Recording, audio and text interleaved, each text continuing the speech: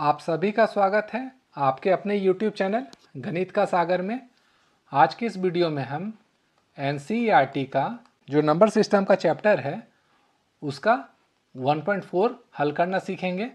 इसके पहले मैंने 1.1 पढ़ाया था, फिर 1.2 पढ़ाया था, फिर 1.3 पढ़ाया था, आगे फिर 1.5 आएगा। तो अगर आप NCERT का क्लास 9 का जो लेटेस्ट एडिशन का बुक है 2025 का, उसके सभी क्वेश्चन जो क्लास 9 में है उसको आप देखना चाहते हैं तो मेरे चैनल को सब्सक्राइब कर लीजिएगा। मैं एक एक करके क्लास 9 के सभी प्रश्नों को सभी चैप्टर का हल करूंगा। तो चलिए शुरू करते हैं आज का पहला प्रश्न। तो 1.4 का पहला प्रश्न दिया हुआ है, classify the following numbers as rational और इरेशनल। आपको बताना है कि इसमें कौन सा रैशनल है और कौन सा इरेशनल है। तो देखिए ये जो दो है ये क्या होता है हमारा, ये होता है रैशनल नंबर, और यहाँ पे जो दिया हुआ है √5 ये होता है हमारा इरेशनल नंबर। √5 इरेशनल नंबर कैसे हुआ?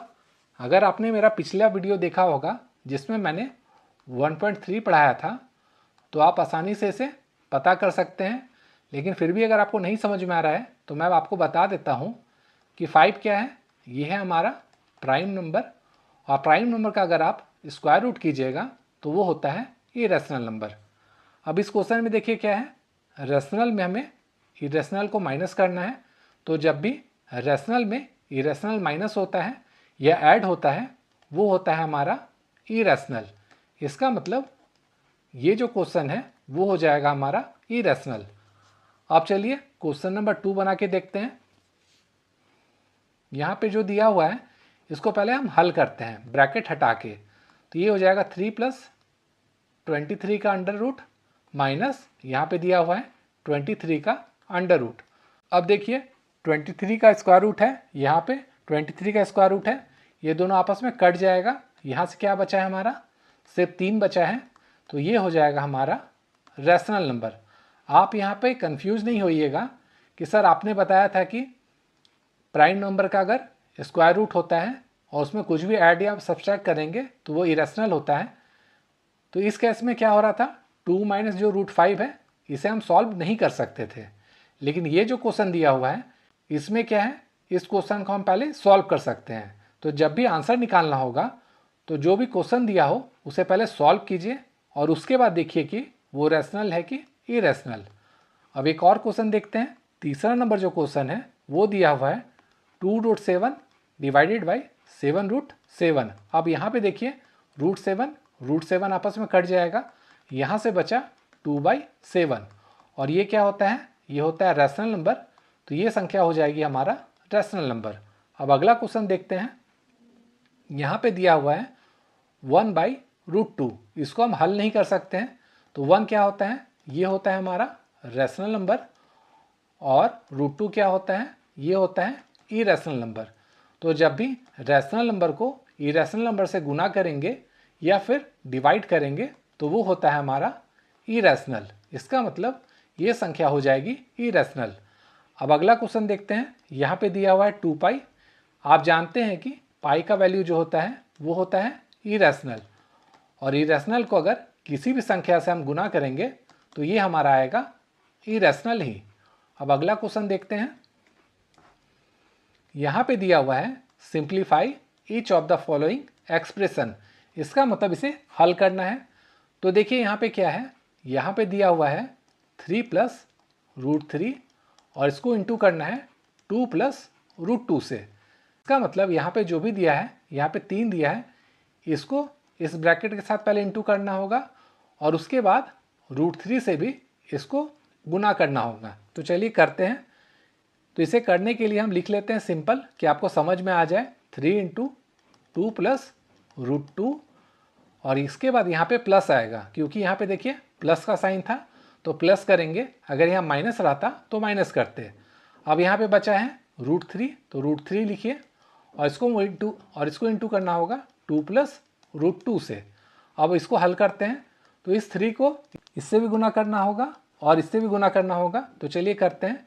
3 × 2 होता है 6, तो 6 लिखते हैं, और 3 को अगर हम √2 से करेंगे तो ये हो जाएगा 3√2।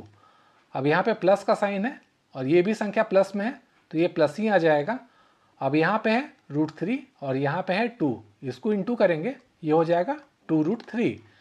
अब इसके बाद देखिए यहाँ √3 है, यहाँ पे √2 है, इसका मतलब ये भी गुना होगा, ये हो जाएगा 3 गुना 2 और इसका हो जाएगा अंडर रूट। ये कैसे हुआ देखिए, ये भी इस रूट में है, ये भी रूट में है और इस बीच में गुना करना है तो इन दोनों को एक साथ लिखेंगे तो ये आ जाएगा 6 प्लस 3√2 प्लस 2√3 प्लस √6।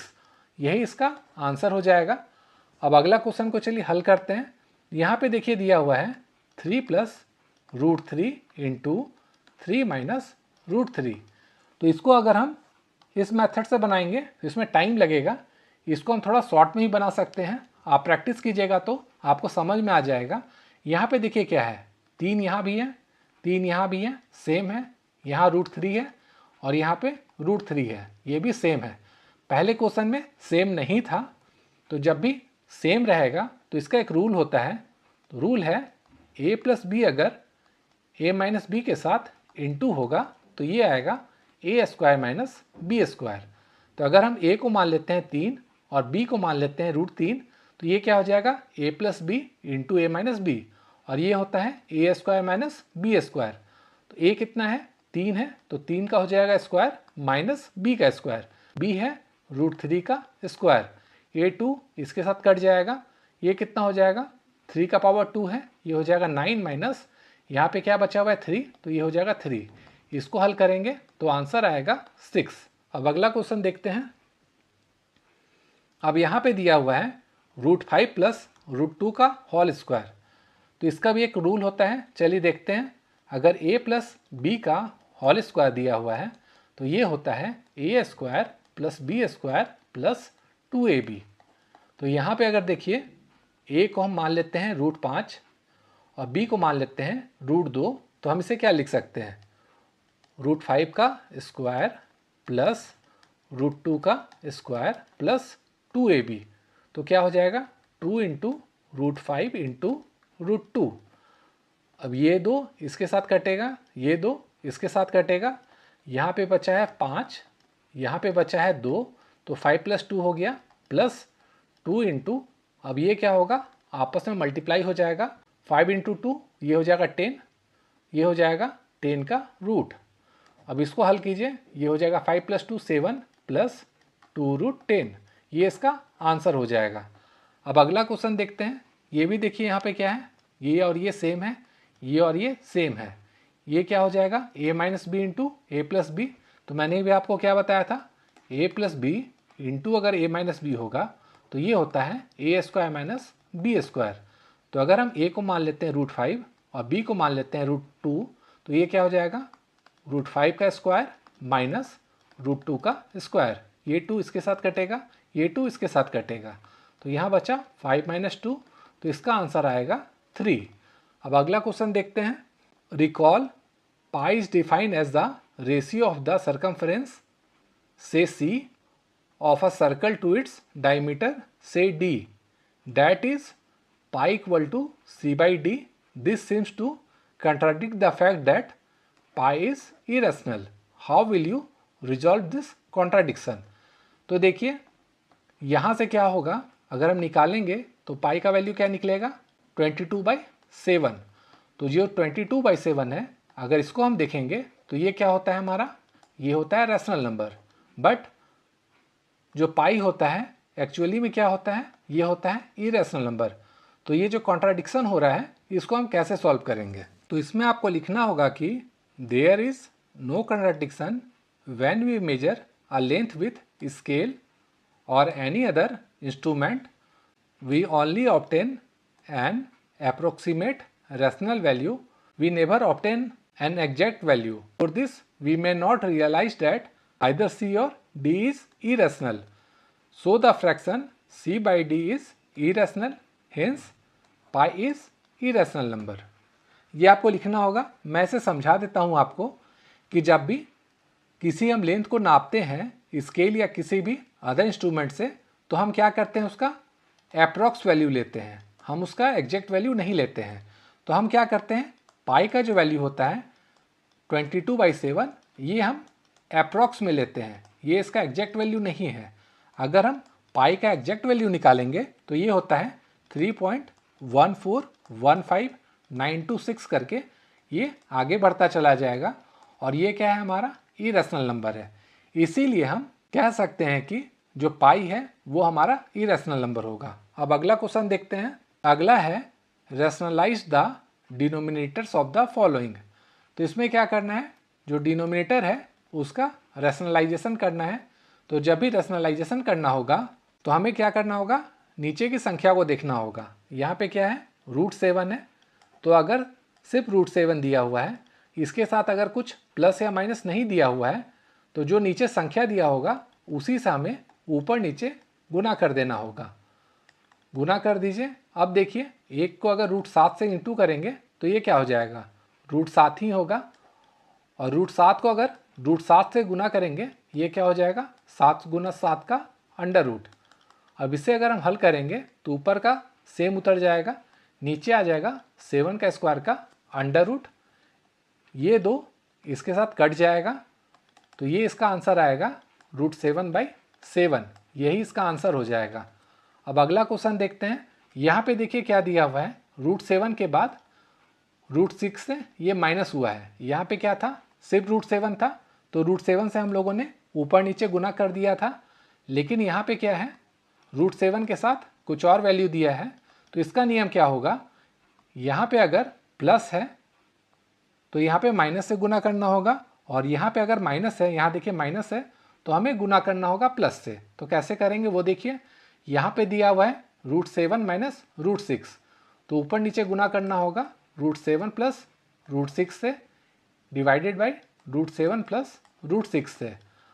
अब इसको इससे अगर हम गुना करेंगे तो ऊपर क्या हो जाएगा, √7 प्लस √6, और डिवाइडेड बाई में क्या आ जाएगा, √7 माइनस √6 इंटू √7 प्लस √6।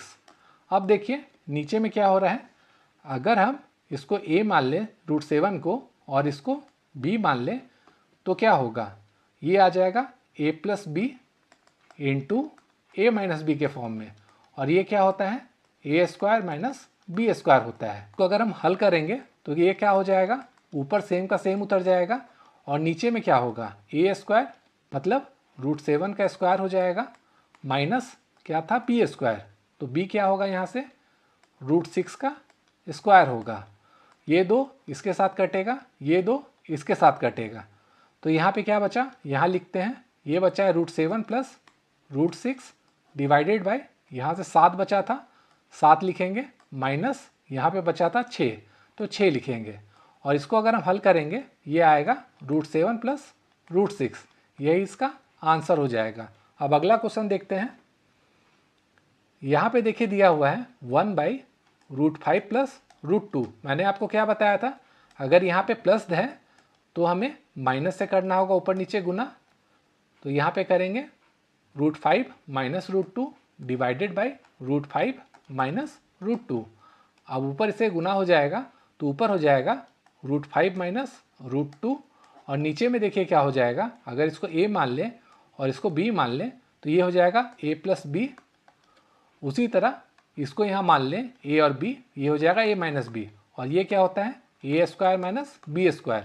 तो ये हमारा क्या है, √5, तो ये हो जाएगा √5 का स्क्वायर माइनस b क्या है, √2, तो √2 का स्क्वायर। ये 2 इसके साथ कटा, ये 2 इसके साथ कटा, तो यहाँ से क्या आया, ये आया √5 माइनस √2 डिवाइडेड बाई, बचा हुआ है यहाँ पे 5 और यहाँ पे बचा हुआ है 2 -2, तो इसका आंसर आएगा √5 माइनस √2 डिवाइडेड बाई 3।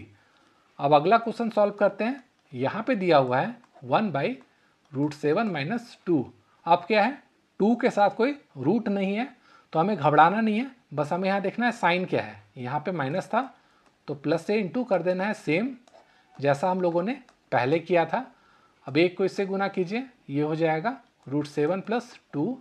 अब यहाँ पे क्या है देखिए, अगर इसको a मान ले और इसको b मान ले तो फिर से सेम आ जाएगा, a + b × a - b, और ये क्या होता है, a² - b²। तो a क्या है हमारा √7, तो √7 का स्क्वायर माइनस बी स्क्वायर, तो बी क्या है 2 है, तो 2 का स्क्वायर कर देंगे। अब देखिए ऊपर जो है वो सेम का सेम उतार देंगे। अब ये 2 इसके साथ कटेगा, यहाँ पे बचा है 7 माइनस 2 का स्क्वायर कितना होता है 4। तो इसको अगर हम हल करेंगे ये आएगा √7 + 2 / 3, यही इसका आंसर हो जाएगा। तो दोस्तों मैंने यहाँ पे 1.4 ख़त्म कर दिया है। अगले वीडियो में मैं आपको 1.5 सॉल्व करना सिखाऊंगा। Thank you.